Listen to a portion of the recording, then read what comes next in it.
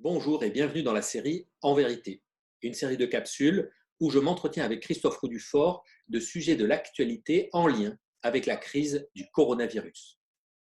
Et aujourd'hui, nous allons dialoguer sur les questions essentielles.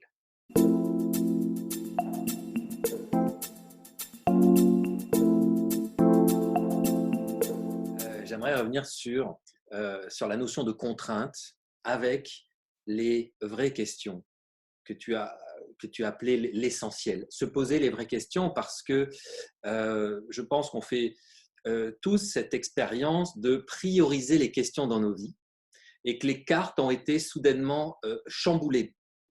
J'en faisais l'expérience encore ce matin en me surprenant à avoir des craintes au niveau professionnel alors que la situation est bloquée au niveau professionnel et à saisir qu'en réalité, j'avais besoin de ces craintes-là qui s'appliquent au niveau professionnel ou ailleurs, mais pour avoir un certain goût de moi-même en me réveillant et également avec cette notion de priorité. Alors, aujourd'hui, c'est un peu comme si tout le monde se retrouvait dans les mêmes contraintes d'un monastère où on va limiter les activités, on va limiter les interactions et on va limiter l'accès euh, même à certains produits. Euh, en quoi ces contraintes-là, paradoxalement, dans le monde dans lequel on vit, on ne s'est pas retiré du monde, c'est quelque part le monde qui s'est retiré là, dans cette situation tout à fait inédite. Et en quoi ces contraintes, elles peuvent nous servir à aller vers ces questions essentielles. La première chose que je dirais, c'est que ces contraintes, en fait, coupent le superficiel. C'est-à-dire, une crise, par essence, et c'est même l'étymologie grecque du mot «krisis», qui veut dire: c'est un épisode de discernement du vrai et du faux. C'est-à-dire que nous sommes plus à même aujourd'hui de discerner ce qui est vrai, ce qui est faux. On va le dire autrement, de discerner ce qui est essentiel de ce qui ne l'est pas. Et tant que nous sommes dans l'agitation du monde, du travail, des relations sociales, de tout ce qui en peuple notre vie en général, tant que nous sommes dans cette agitation, eh bien, nous ne sommes pas à l'essentiel. Nous sommes dilués, notre attention est diluée, et donc nos questions sont de toutes sortes, mais ce sont des questions que nous nous posons principalement pour éviter les questions essentielles. Les contraintes dont tu parles, eh bien, ce sont des contraintes qui viennent précisément saper ce qui habituellement, j'allais dire, nous permet d'avoir le luxe de ne pas nous poser des questions essentielles. Aujourd'hui, nous n'avons plus le choix. Une crise ne nous laisse plus aucun choix. Elle vient nous prendre à la gorge, elle vient nous cerner jusqu'à ce que nous soyons au cœur de ce qui importe vraiment. Alors, bien sûr, je pense à des gens qui sont en situation professionnelle fragile et qui perdent leur emploi, par exemple. D'accord? Ou des entrepreneurs qui vont perdre de l'activité, qui vont perdre de l'argent, etc. OK, certes, ce sont des contraintes extrêmement fortes et ce sont des conséquences qui peuvent être parfois graves.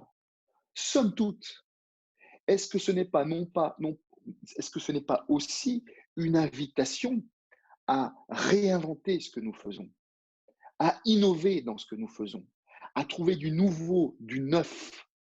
Alors, je le disais l'autre jour, ça tombe bien, cette crise a lieu au printemps. Je crois que nous devons trouver le printemps de nos vies. Le printemps de nos vies individuelles, le printemps de nos organisations, le printemps de notre société. Et une crise a cette valeur-là.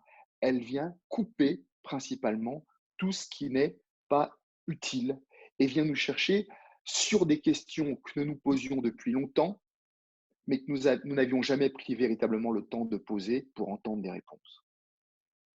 Oui, parce qu'en même temps, cette situation actuelle, elle nous met face à la vérité quelque part, à la vérité de ce temps, de je n'ai pas le temps. Je n'ai pas le temps, c'est une phrase qu'on prononce peut-être 100 fois dans une journée. Je n'ai pas le temps, mais là, on a le temps.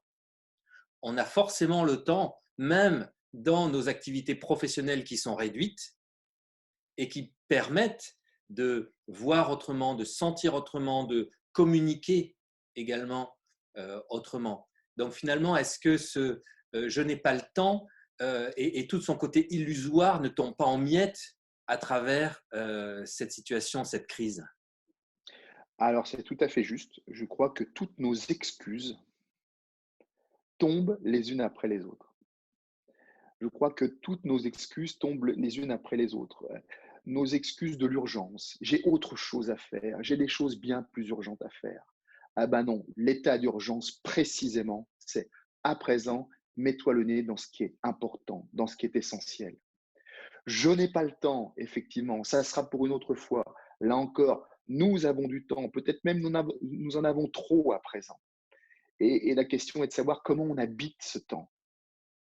Et autant, j'allais dire, l'espace se libère, puisque nous n'habitons plus nos centres-villes, nous n'habitons plus nos rues, nous n'habitons plus nos magasins, nous habitons dans des espaces confinés, autant le temps se dilate, le temps s'offre, s'offre et offre d'une certaine manière un espace fertile dans lequel, effectivement, il est possible, dans cette espèce d'immobilité de nos maisons, et dans cette espèce de silence relatif, bien sûr, mais de silence lié au ralentissement de l'agitation humaine, cette espèce de silence qui naît peu à peu, comme si cette crise était une pluie d'été qui était tombée sur une terre un peu aride et qui, peu à peu, j'allais dire, rendait cette terre un peu plus ouverte, rendait cette terre un peu plus fertile. Je crois qu'il faut précisément sentir que le ralentissement de l'activité humaine, j'allais dire de l'agitation humaine, fait monter peu à peu ce silence.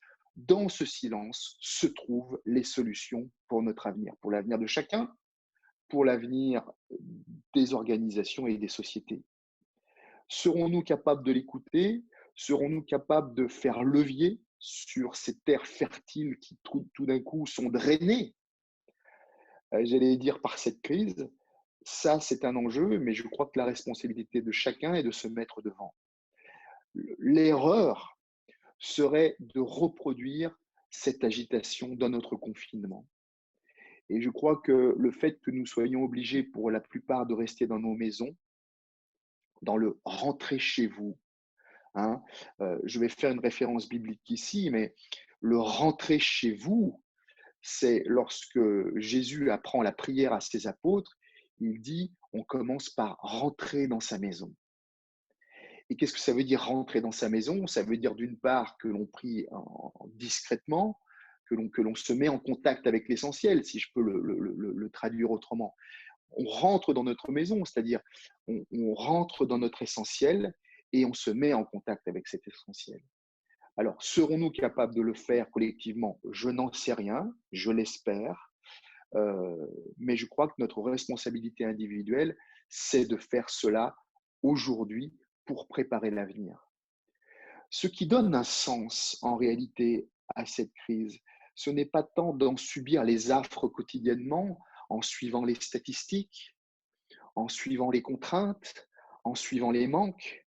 Je crois que ce qui donne un sens à cette crise, c'est de considérer que dès aujourd'hui, nous devons nous préparer à cette sortie, à la sortie de crise.